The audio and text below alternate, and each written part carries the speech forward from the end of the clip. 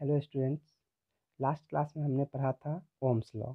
Ohms law के according V equal to I R एक equation मिला मुझे। इस इक्वेशन में V क्या है? Potential difference across the ends of the wire. I क्या है? Current flowing through the wire. और R क्या है? रेजिस्टेंस। आज हम लोग पढ़ेंगे रेजिस्टेंस के बारे में कि रेजिस्टेंस क्या होता है और किन किन चीज़ों पे ये डिपेंड करता है। What is resistance? रेजिस्टेंस जो है वो किसी भी मटेरियल जैसे किसी भी कंडक्टर का या फिर किसी भी वायर का एक प्रॉपर्टी होता है जो करंट को अपोज करता है। जैसे ये कोई वायर है, इसे जब करंट पास करेगा तो इस वायर का प्रॉपर्टी है जो उस करंट को अपोज करता है। अब जो कंडक्टर होता है, जो गुड कंडक्टर होता है, उसमें अपोज करने का कैपेसिटी कम होता है, मतलब उसके पास रेजिस्टेंस कम होते हैं। जो बैड कंडक्टर होते हैं, जो इंसुलेटर होते हैं, उसके पास रेजिस्टेंस का जो वैल्यू होता है वो हाई होते हैं, मतलब अब करंट के फ्लो होने को अपोज करता है तो उसका जो अपोज करने का कैपेसिटी है वो हाई होता है, तो वह इंसुलेटर कहलाता है। सबसे पहले हम लोग डिफाइन करते हैं कि व्हाट इज रेजिस्टेंस। तो it is the property of a wire. कह सकते हैं it is the property of a wire और मटेरियल और conductor due to which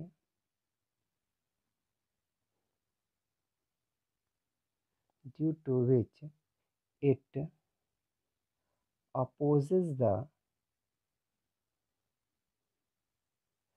flow of current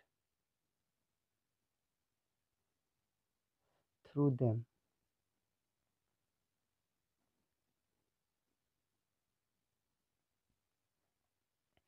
resistance को हम लोग कैपिटल R से रिप्रेजेंट करते हैं। यानी रेजिस्टेंस क्या हो गया कि यह किसी भी वायर या फिर मटेरियल या कंडक्टर की प्रॉपर्टी है जिसके कारण अपोज करता है उससे होने वाले फ्लो ऑफ करंट को। It is denoted by capital R। इसका SI यूनिट जो होता है वो ओम होता है। इट्स SI यूनिट इज ओम। इसे इस सिंबल से रिप्रेजेंट किया जाता है। यह क्या कहलाता है? ओम कहलाता है। अब कुछ फैक्टर्स हैं जो रेजिस्टेंस को चेंज करते हैं या प्रभावित करते हैं। तो मेरा जो नेक्स्ट टॉपिक होगा वो होगा factors affecting the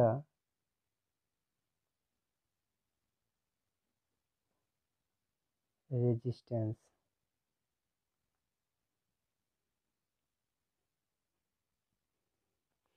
there are four factors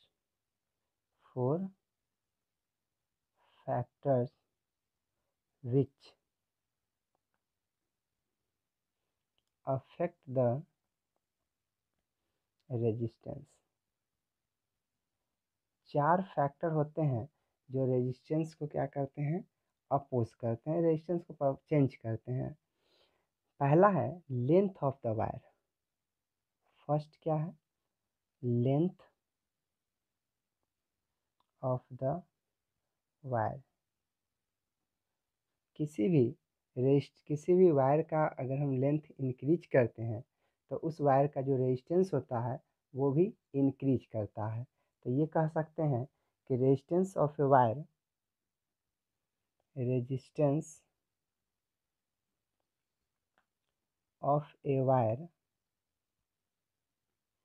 is directly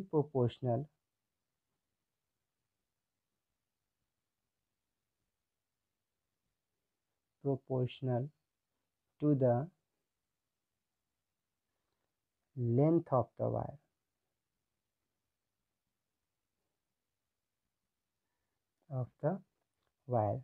That is R directly proportional L का। वायर का लेंथ जितना ज़्यादा होगा उसका रेजिस्टेंस उतना ही ज़्यादा होगा।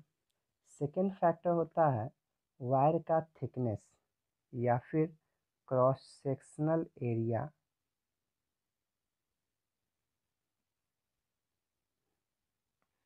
और थिकनेस ऑफ द वायर। इसमें क्या होता है कि अगर वायर जितना ज़्यादा थिक होगा उस वायर का रेजिस्टेंस उतना ही कम होता है। लेकिन इसका मतलब ये नहीं कि हम वायर को बहुत थिक कर दें, क्योंकि अगर किसी वायर को थिक करते हैं तो उसके लिए मटेरियल ज़्यादा चाहिए। तो हमें क्या करना पड़ता है, ऑप्टिमाइज़ करना रहता है कि इतना भी ज़्यादा मटेरियल ना हो कि उस वायर का रेजिस्टेंस से होने वाले लॉस को कम करने के लिए मटेरियल के कॉस्ट को ही बढ़ा लें। तो इसीलिए वायर का जो थिकनेस होता है वो एक प्रॉपर ऑप्टिमाइज़ किया जाता है कि जिससे उसका मजबूती भी बना रहे और उससे आसानी से करंट भी पास हो, उसका रेजिस्टेंस भी कम हो। तो the resistance of a wire is inversely proportional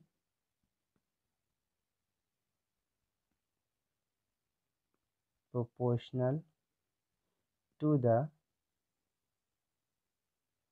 cross sectional area of the wire, that is R inversely proportional area। तीसरा फैक्टर है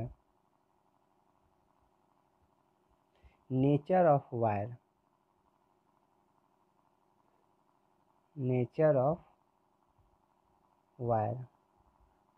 मतलब वायर किस मटेरियल का बना हुआ है उस पर डिपेंड करता है।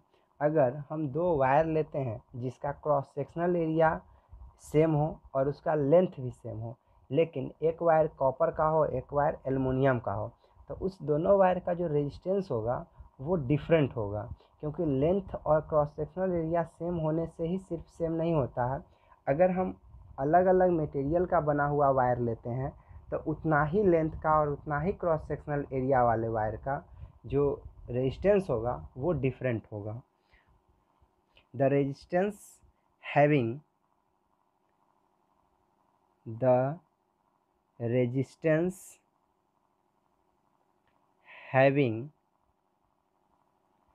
same length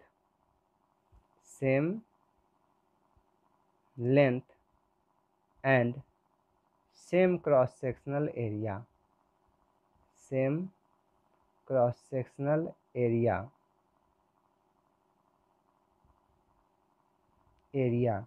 but its resistance is different if the nature of the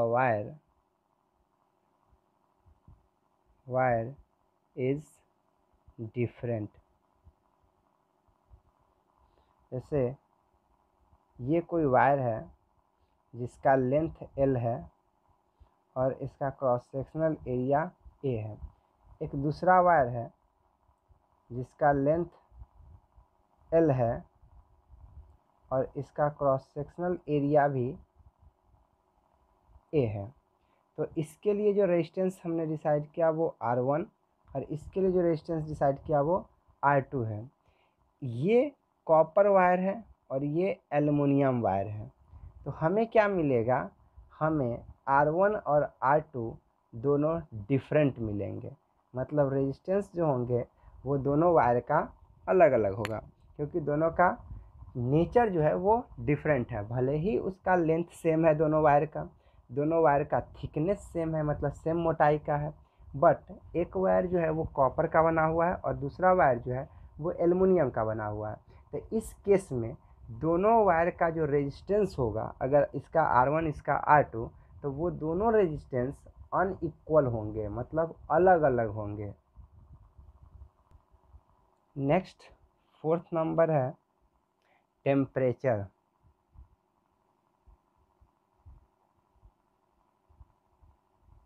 ये क्या कहता है, कोई एक वायर है, इससे पहले क्या लिए थे कि दोनों अलग अलग नेचर का है, अभी हम एक ही वायर लेते हैं।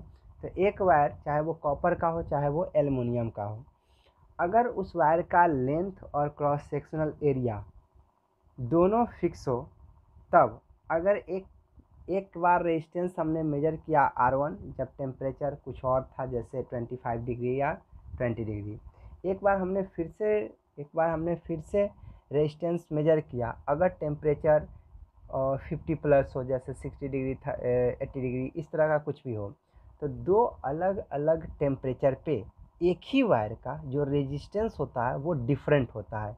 यानी कि टेम्परेचर के वेरिएशन से वायर का जो रेजिस्टेंस होगा वो भी चेंज हो जाएगा। Resistance of a wire is different at different temperature. तो हम लिख सकते हैं the resistance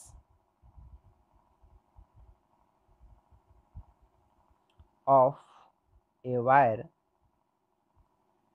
is different at different temperature। Temperature dependence एक फार्मूला है रेजिस्टेंस निकालने का। R2 equal to R1 into 1 plus alpha into T2 minus T1, यह एक फार्मूला है। इस फार्मूला से हम R1 और R2 में रिलेशन देख सकते हैं। अब यहाँ पे R1 और R2 क्या है, तो मेरे लिए जो R2 है वह क्या है, फाइनल रेजिस्टेंस है, मतलब किसी डिफरेंट टेम्परेचर पे टेम्परेचर बढ़ाए हुए हैं चाहे घटाए हुए हैं, उससे कोई मतलब नहीं। तो क्या होता है, where R2 equal to resistance at temperature T2, मतलब जब टेम्परेचर T2 था, जैसे 60 डिग्री था, उस टाइम जो रेजिस्टेंस आएगा वो R2 आएगा या R2 है, और R1 जो है वो रेजिस्टेंस है एट टेम्परेचर T1, मतलब जो R1 है वो T1 टेम्परेचर पे है। तो अब हमें दोनों में तो रिलेशन दिख रहा है कि अगर टेम्परेचर 30 डिग्री था उस टाइम रेजिस्टेंस किसी वायर का 5 ओम है, उसी तरह जब टेम्परेचर हमने बढ़ा करके 60 डिग्री किया तो उसका रेजिस्टेंस क्या आएगा, वो R2 होगा। तो R2 कैसे निकलेगा, तो R2 equal to R1 into 1 plus alpha into T2 minus T1। अब यहाँ पे एक अल्फ़ा अननोन है। अल्फ़ा जो होता है वो टेम्परेचर कोफिशिएंट कहलाता है। क्या कहलाता है, टेम्परेचर कोफिशिएंट। टेम्परेचर डिफरेंस के सामने लगा हुआ मल्टीप्लिकेटिंग फैक्टर है, टेम्परेचर कोफिशिएंट है। और यही टेम्परेचर कोफिशिएंट डिसाइड करके बताता है किसी का टेम्परेचर, किसी मटेरियल का टेम्परेचर कोफिशिएंट पॉजिटिव होता है, किसी मटेरियल का टेम्परेचर कोफिशिएंट निगेटिव होता है। अगर किसी का पॉजिटिव होगा तो क्या होगा, अगर ये वैल्यू पॉजिटिव होगा तो अल्फ़ा का वैल्यू पॉजिटिव हो गया। T2 माइनस T1, अगर टेम्परेचर हमने इंक्रीज किया तो ये टोटल वैल्यू इंक्रीज करेगा, क्योंकि 1 प्लस समथिंग। अब 1 से ज़्यादा किसी नंबर से अगर मल्टीप्लाई करते हैं R1 में तो क्या हो जाएगा, जो रिज़ल्ट आएगा R2 वो R1 के वैल्यू से ज़्यादा आएगा। R1 के वैल्यू से जब ज़्यादा आएगा तो हम ये कह सकते हैं कि इसमें टेम्परेचर इंक्रीज करने से उस वायर का रेजिस्टेंस इंक्रीज कर गया। अब किसी किसी के जगह पे अल्फ़ा का जो वैल्यू होता है वो निगेटिव होता है। अगर ये निगेटिव होता है तो हमने टेम्परेचर बढ़ाया तो ये रिजल्ट पॉजिटिव, ये पॉजिटिव ये निगेटिव, तो ओवरऑल क्या आ गया, निगेटिव आ गया। तो 1 माइनस समथिंग, अब जैसे ही कम किए तो 0 पॉइंट कुछ होगा, 9 हो 8 हो इस तरह का कुछ भी होगा, लेकिन 1 से कम होगा।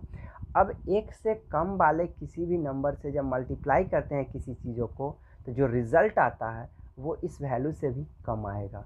यानी कि जब अल्फ़ा निगेटिव होता है तो टेम्परेचर इंक्रीज करने से रेजिस्टेंस जो होता है उस वायर का डिक्रीज करता है। जनरली सेमीकंडक्टर के लिए टेम्परेचर इंक्रीज करने से रेजिस्टेंस जो होता है वो डिक्रीज करता है, और मेटल के लिए रेजिस्टेंस इंक्रीज करने से जो रेजिस्टेंस होता है वो भी इंक्रीज करता है।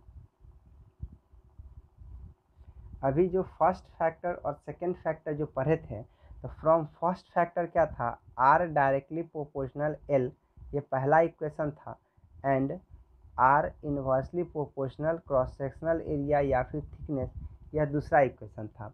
अगर हम फर्स्ट इक्वेशन और सेकंड इक्वेशन दोनों को कंबाइंड कर दें, from equation first and second we get, हमें प्राप्त होता है R directly proportional L by A. अब किसी भी फॉर्मूला में डायरेक्टली प्रोपोर्शनल का साइन नहीं होता है, इसको हटाना पड़ेगा। तो जब हम डायरेक्टली प्रोपोर्शनल के साइन को हटाते हैं तो क्या आता है, एक कांस्टेंट आता है R equal to rho into L by A, where rho जो है ये क्या है, रेजिस्टिविटी है ऑफ द वायर। यही रेजिस्टिविटी डिफरेंट डिफरेंट मटेरियल के लिए डिफरेंट डिफरेंट होता है, जिसके वजह से सेम लेंथ और सेम क्रॉस सेक्शनल एरिया होने के बाद भी जो रेजिस्टेंस होता है वो डिफरेंट हो जाता है। यानी लेंथ के डायरेक्टली प्रोपोर्शनल, यानी लेंथ पे डिपेंड किया है, क्रॉस सेक्शनल एरिया पे डिपेंड किया और रेजिस्टिविटी पे डिपेंड किया। तो रेजिस्टेंस को चेंज करने वाले 4 फैक्टर हुए। एक पहला हुआ कि लेंथ ऑफ द वायर, जितना ज़्यादा लेंथ होगा किसी वायर का उतना ही ज़्यादा रेजिस्टेंस होगा। दूसरा हुआ क्रॉस सेक्शनल एरिया, कि क्रॉस सेक्शनल एरिया या फिर थिकनेस का हो, वायर जितना मोटा होगा उस वायर का रेजिस्टेंस उतना ही कम होता है। तीसरा होता है मटेरियल, अगर किसी वायर का नेचर कह सकते हैं, किसी वायर का अगर लेंथ सेम हो और क्रॉस सेक्शनल एरिया भी सेम हो, बट दो अलग अलग वायर और दोनों वायर डिफरेंट डिफरेंट मटेरियल के बने हों, तो उस केस में जो रेजिस्टेंस होंगे वो भी डिफरेंट होंगे। और एक होता है टेम्परेचर, तो डिफरेंट डिफरेंट टेम्परेचर पे जो रेजिस्टेंस होता है वो भी डिफरेंट होता है किसी एक ही वायर के लिए। अब इस बार ऐसा नहीं है कि हाँ कॉपर का वायर लेंगे 30 डिग्री पे और एलुमिनियम का वायर लेंगे 100 डिग्री पे, वो तो ऑलरेडी डिफरेंट बोल ही रहा है। डिफरेंट कब हो रहा है टेम्परेचर के केस में, एक ही वायर लेना है और उसी वायर का एक बार रेजिस्टेंस हम चेक करेंगे 30 डिग्री पे और एक बार चेक करेंगे 60 डिग्री या 70 डिग्री पे, तो दोनों टेम्परेचर दोनों के रेजिस्टेंस में डिफरेंस आएगा, दोनों अलग अलग वैल्यू देंगे। मतलब वो टेम्परेचर पे भी डिपेंड करता है रेजिस्टेंस, कि हाँ जिस टाइम हम रेजिस्टेंस मेजर कर रहे हैं उस टाइम उस वायर का रेजिस्टेंस यानी उस वायर का टेम्परेचर क्या है, टेम्परेचर पे डिपेंड करेगा। अगर टेम्परेचर हमने इंक्रीज या डिक्रीज किया है उसके अकॉर्डिंग रेजिस्टेंस का वैल्यू जो होगा वो चेंज करेगा। वो डिपेंड करता है टेम्परेचर कोफिशिएंट पे, कि टेम्परेचर कोफिशिएंट पॉजिटिव है या निगेटिव है। तो आज के लिए इतना है, फिर आगे नेक्स्ट क्लास में। Thank you.